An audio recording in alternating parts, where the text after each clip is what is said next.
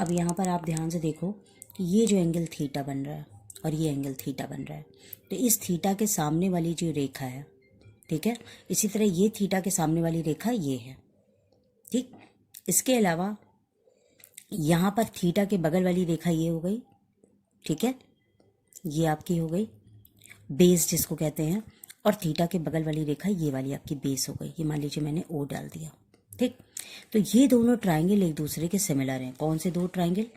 S1 S2 और A, S1 S2 A, ठीक है। और दूसरा ट्राइंगल क्या है? PCO, PCO तथा PCO, ये दोनों एक दूसरे के सिमिलर हैं। जब ये दो ट्राइंगल्स आपस में सिमिलर हैं तो इनकी दो साइड्स के रेशियो बराबर होंगे। तो मान लीजिए ये जो छोटा ट्राइंगल है इसकी हमने साइड ले ली S2O, ये कोण के सामने वाली रेखा S2A, ठीक है, और कोण के बगल वाली रेखा ली मैंने S1 S2। इसी तरीके से कोण के सामने वाली रेखा यहाँ पे क्या है? OP, ठीक, और एंगल के बगल वाली रेखा क्या है? CO, ठीक। अब S2A ये हमको नहीं पता ये क्या है S2A, लेकिन S1 S2 इन दोनों के बीच की दूरी स्मॉल d, दोनों स्लिट के बीच की दूरी यानी दोनों जो छिद्र है उनके बीच की दूरी स्मॉल d है। और ये OP की दूरी यानी ब्राइट फ्रिंज यानी दीप्त फ्रिंज की मेन सेंटर से जो दूरी है जहाँ पर वो फ्रिंज बन रहा है, ये मेरी x हो गई। और CO की दूरी यानी इस सोर्स से पर्दे तक की दूरी कैपिटल D हो गई। तो यानी S2A का वैल्यू हो गया x small d upon capital D। यानी आप ये देखिए आपकी फ्रिंज की जो दूरी है, ठीक है, और ये दोनों स्लिट के बीच की दूरी और पर्दे से दोनों सोर्स के बीच की दूरी कैपिटल D। तो ये S2A क्या है? S2A एक तरीके से अगर आप देखा जाए तो S1P और ये S2P ये दोनों के रास्ते हैं लाइट पहुंचने के लिए कि यहाँ पर दीप्त फ्रिंज बन रही है। तो यानी S1P में और ये जो A और P है ये बराबर हो जाएगा क्योंकि ये लाइन ऐसे जा रही है हमारी, तो ये तो एक्स्ट्रा हुई कि नहीं हुई? तो S1P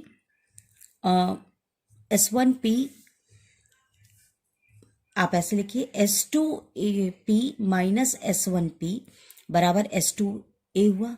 यानी इन दोनों प्रकाश तरंग दैर्ध्य के बीच का ये पथ का अंतर हो गया, पथांतर जिसको कहते हैं, यानी पाथ डिफरेंस, पाथ डिफरेंस, ठीक है। तो यही S2A जो है ये पाथ डिफरेंस हो गया क्योंकि जैसे यहां से प्रकाश की तरंगे चली और यहां से प्रकाश की तरंगे चली, दोनों इस P पॉइंट पे मिली और यहां पर इन्होंने एक ब्राइट फ्रिंज का निर्माण किया, एक दीप्त फ्रिंज का निर्माण किया। तो इन दोनों के बीच में जो पाथ का अंतर आ गया यही तुम्हारा S2A है, ठीक है। तो ये वैल्यू मेरी कितनी आई? XD/D, यानी पथांतर यानी जो डिफरेंस आया S2A क्या आ गया? XD/कैपिटल D। अब मान लीजिए यहां पर मेरी ब्राइट फ्रिंज बनती है यानी दीप्त फ्रिंज बन रही है, यानी ब्राइट फ्रिंज बन रही है, या हम इसको कहते हैं संपोषी। अगर मान लीजिए आप यहां पर बन रहा है, यानी यहां पर या तो दोनों डॉटेड लाइन मिलेगी या दोनों कॉन्टिन्यूअस लाइन मिलेंगी, ठीक है ना, क्योंकि यहाँ पे कॉन्स्ट्रक्टिव इंटरफेरेंस हो रहा है, यानी यहाँ पे प्रकाश की तीव्रता अधिक हो जाए जिस पॉइंट पर, यानी इंटेंसिटी जो है प्रकाश की वो ज्यादा हो जाए, ठीक। तो उस केस में ये आपका जो पथांतर होता है, ठीक है, इसकी वैल्यू यानी S2A की वैल्यू जो होती है वो m लैम्बडा के रूप में होगी, m लैम्बडा के रूप में। तो आपका फॉर्मूला क्या है? पथांतर XD/कैपिटल D is equal to m lambda. तो हमें x की वैल्यू निकालनी है, यानी ये इस पॉइंट से कितनी दूर है फ्रिंज, ठीक है। तो ये x की वैल्यू हो गई m लैम्बडा इंटू कैपिटल D/स्मॉल d। ये आपका बन गया ब्राइट फ्रिंज के लिए। लेकिन अगर आपको निकालना है अदीप्त के लिए, अदीप्त फ्रिंज के लिए यानी डार्क फ्रिंज के लिए आपको निकालना है,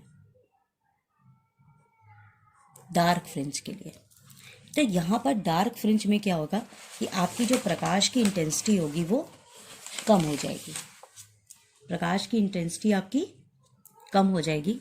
तो अदीप्त फ्रिंज के लिए आपका जो पथांतर होता है पथांतर यानी पाथ डिफरेंस, ये वैल्यू आपकी होती है m-1/2 इंटू लैम्डा के बराबर डार्क फ्रिंज के लिए। यानी इसको डिस्ट्रक्टिव इंटरफेरेंस भी कहते हैं, डिस्ट्रक्टिव इंटरफेरेंस यानी विनाशी, यानी जहां पर आपका एक श्रृंग एक परत, ठीक है, एक क्रस्ट एक ट्रफ मिले। तो यहां पर आपका पाथ डिफरेंस का वैल्यू क्या था, XD अपॉन कैपिटल डी, जो ये फॉर्मूला था, इसको आपने बराबर रख दिया m-1/2 लैम्डा के। यानी x की वैल्यू यहां से क्या हो गई, m-1/2 lambda capital D upon small d। तो ये विनाशी के लिए हो गया। तो ये आपकी पोजीशन हुई कि कहाँ पर आपकी डार्क फ्रिंज बनेगी, कहाँ पर आपकी ब्राइट फ्रिंज बनेगी। लेकिन अगर हमको निकालनी है कि मान लीजिए एक के बाद एक फ्रिंज बन रही है, ठीक है, तो इन फ्रिंजों की चौड़ाई कितनी है, यानी फ्रिंज की विड्थ कितनी है, अगर हमको ये निकालना है तो हम उसको किस तरीके से निकालेंगे, कि अगर हमें विड्थ कितनी है तो हम कैसे निकालेंगे, करिए। अब हमें अगला फॉर्मूला बनाना है फ्रिंज विड्थ, यानी फ्रिंज की चौड़ाई।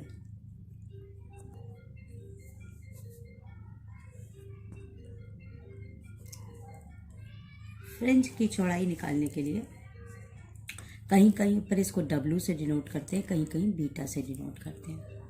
तो फ्रिंज की चौड़ाई क्या है कि मान लो तुम्हारी किसी नंबर की ये फ्रिंज है, उसके बाद अगली फ्रिंज मान लो XM+1 हो गई अगली फ्रिंज।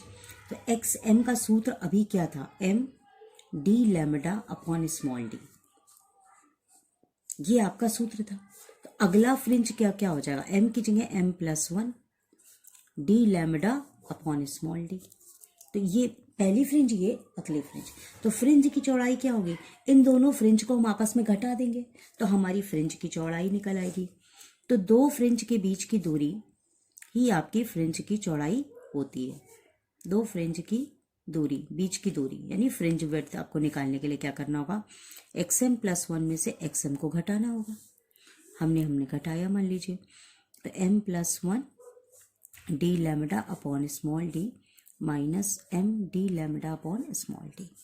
तो आपने अगर घटा दिया तो D lambda by D common आ गया आपका, तो M+1 -1, तो MM आपका कट गया, 1 ही बचा, तो आपका क्या हो गया, D लैम्डा बाई D। तो यही आपकी फ्रिंज की विड्थ है। तो यहाँ पर देखिए M से कोई फर्क नहीं पड़ रहा, यानी आपकी जो तरंग निकल रही है, प्रकाश की किरण, उसकी तरंग दैर्ध्य कितनी है, उसकी पर्दे से दूरी कितनी है, और उन दोनों स्लिट के बीच की चौड़ाई कितनी है, दूरी कितनी है। इसी में कभी कभी ये भी पूछते हैं कि आप एंगुलर फ्रिंज विड्थ निकालिए, एंगुलर फ्रिंज विड्थ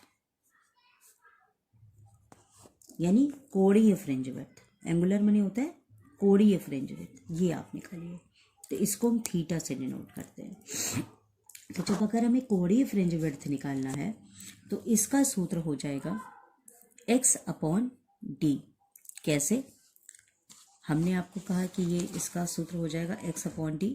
आपको मैंने अभी फिगर बताया था, ये देखिए ये फिगर है कि अगर ये थीटा है, ठीक है, ये थीटा, ये आपका x है और ये नीचे इसका क्या है, d है।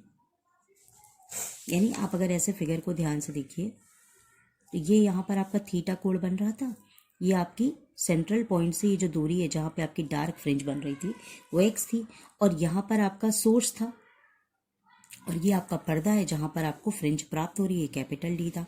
तो अगर tan थीटा के हिसाब से देखा जाए तो थीटा की वैल्यू क्या हो गई, x अपॉन d, और x का वैल्यू हमारे पास क्या है, ये MD लैम्डा बाई t, ये हमने यहाँ पर रखा, M capital D lambda by small d upon d। तो कैपिटल D देखिए कट गया, यानी कोणीय फ्रिंज पर्दे से दूरी पर डिपेंड नहीं कर रहा, तो M लैम्डा बाई d। तो ये किसी एक पोजीशन पर। अब मान लीजिए ये पहला हुआ, इसके बाद अगला वाला आपका ये मान लीजिए थीटा m हो गया, तो अगला आपका क्या हो जाएगा, थीटा m+1। तो ये इसी तरीके से क्या हो जाएगा, m+1 into lambda by d। अब इन दोनों के बीच में जो अंतर होगा, ठीक है, वो आपके बीच की कोणीय फ्रिंज चौड़ाई हो जाएगा। तो आपका कोणीय फ्रिंज चौड़ाई जो हो जाएगा थीटा, ये आपका क्या हो जाएगा m+1 lambda by D minus m lambda by D. तो लैम्डा बाई डी आपका कॉमन आ गया फिर से, तो m+1 माइनस m हो गया, तो m कट गया, यानी लैम्डा बाई डी। तो ये आपकी कोणीय फ्रिंज विड्थ, सिर्फ लैम्डा बाई डी। और आपकी फ्रिंज की चौड़ाई पूछा जाए, केवल कोणीय ना लिखा रहे, तो डी लैम्डा बाई डी। तो लैम्डा बाई डी देखिए दोनों में है, लेकिन जब सिर्फ फ्रिंज की चौड़ाई निकालोगी तो पर्दे की दूरी भी आपको रखनी है कैपिटल डी, और जब कोणीय फ्रिंज दोहराई तो पर्दे की दूरी कोई मायने नहीं रखेगी।